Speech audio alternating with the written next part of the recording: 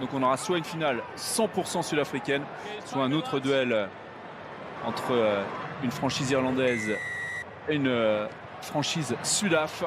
La certitude, c'est que l'équipe qui va gagner aujourd'hui va recevoir, car les Stormers ont pris la 2e place de la saison régulière.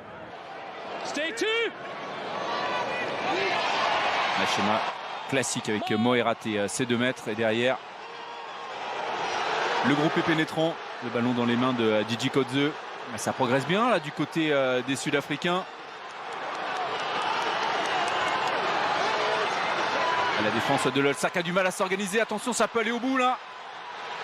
Didi Kodze qui a toujours le ballon. C'est la panique là dans la défense de l'Ulster. Ils sont prêts à leur propre jeu parce qu'ils sont hyper efficaces dans ce domaine. Et voilà.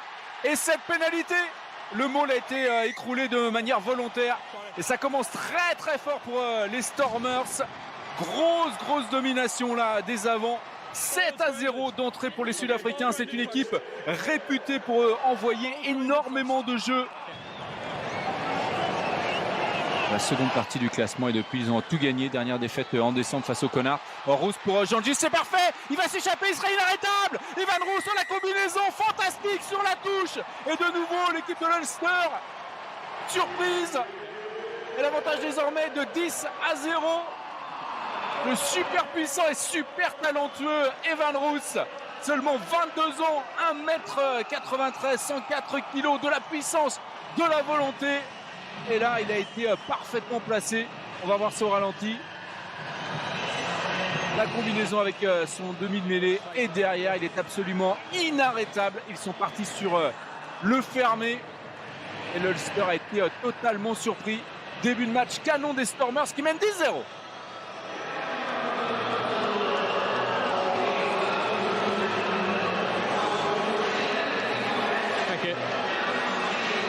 Les conditions idéales, il fait plus de 20 degrés. Même si c'est un petit peu nuageux, et les Stormers réalisent un début de match canon. Alors on va voir si l'Ulster peut répondre avec sa force. Le groupe est pénétrant et les mains de Rob Herring là, qui sont sur le ballon. On a vu tout à l'heure que les Stormers avaient réussi un essai comme ça. Ça progresse bien, mais Herring est obligé de sortir le ballon. Relais avec Cooney, McCloskey, Burns. Il y a un décalage qui est fait. Elle va pouvoir aller à l'essai, Balogun, avec sa vitesse, même s'il y a le retour désespéré de la défense sud-africaine. Et le premier essai dans ce match pour l'Ulster, il est l'œuvre de Robert Balogun, le dragster de cette équipe. Le joueur dont le papa était sénégalais, on va voir. Stewart Moore, la passe, il va falloir la vérifier parce que ça me semble en avant là. Ça dépend de l'angle de caméra. On va attendre la vérification de l'arbitre. Mais avec l'angle de caméra qui nous a été proposé des Irlandais, la percussion de Tom O'Toole. On revient sur le fermé avec McCloskey qui était à l'arrêt et qui se fait repousser de manière violente. Ça plaît au public. La bonne défense là des Stormers qui ne ratent pas les premiers plaquages, qui mettent en difficulté les attaquants irlandais. Attention à Balogun. Oh, la passe absolument magnifique de Balogun, l'échappée de Stewart Moore et l'essai pour l'Ulster qui revient. Ils étaient menés 10-0. Les Irlandais qui reviennent à 10 partout. C'est Robert Balogun qui a fait la différence. L'accélération de l'ailier, le dragster comme je le surnomme de cette équipe de l'Ulster, qui derrière a réussi à faire une passe à une main à l'arrière, Stewart Moore. Et là la défense était totalement absente suite à cette magnifique action.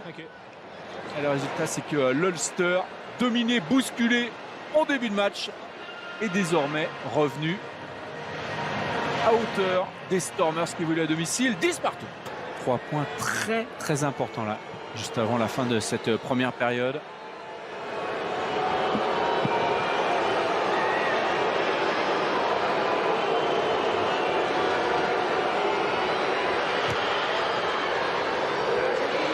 Elle s'est réussie sans problème.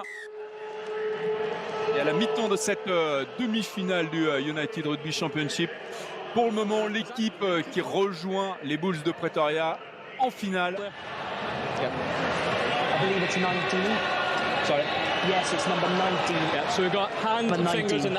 Ray Smith qui vient d'entrer il y a moins de 5 minutes, qui va se retrouver expulsé suite à cette main sur le visage. Et les Stormers maintenant vont devoir réaliser un immense exploit s'ils veulent se qualifier pour la finale en infériorité numérique. Il va falloir marquer un essai. Oh, il y a Daimani au soutien. Jean-Giz, ça continue. Oh, la passe à côté, on va voir l'essai. C'est incroyable. Warwick Elliott qui marque. 15 partout. Il y a la transformation. C'est une transformation peut-être synonyme de finale pour les Stormers. Moment complètement incroyable. Ça faisait de longues minutes qu'ils poussaient. Ils sont en infériorité numérique après l'expulsion d'André Smith. C'est le feu dans le stade au Cap. Le Millennium Stadium est en train d'exploser. 15 partout. Ils ont cru jusqu'au bout. Ils sont invaincus depuis décembre. Et Warwick Elliott qui met cet essai, qui relance complètement les Stormers dans la course à la qualification. Donc dans quelques instants, ce sera soit la victoire pour les Sud-Africains, soit prolongation. C'est fou.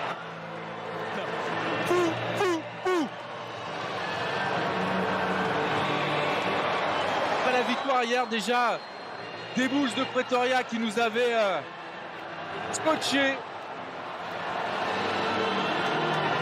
La balle de finale, maintenant, elle est pour Manie Libbok.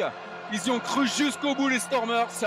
Et finalement, le futur joueur du Racing 92, Warwick Elliott.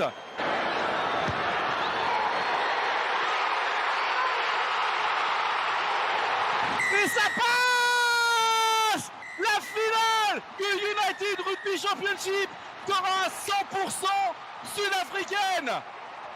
Les Stormers du Cap vont accueillir les Bulls de Pretoria au bout du suspense. En toute fin de demi-finale.